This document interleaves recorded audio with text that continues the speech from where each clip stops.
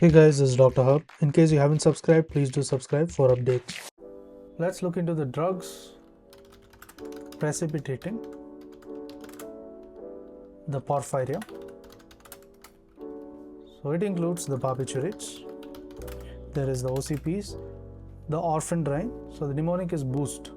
So barbiturates, OCPs, orphandrine, then comes the sulfonamides, then the tetracyclines, the chloramphenicol,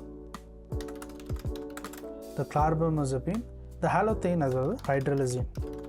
Next, it includes alcohol as well as a phenytoin. To learn and grow daily like this, please do subscribe.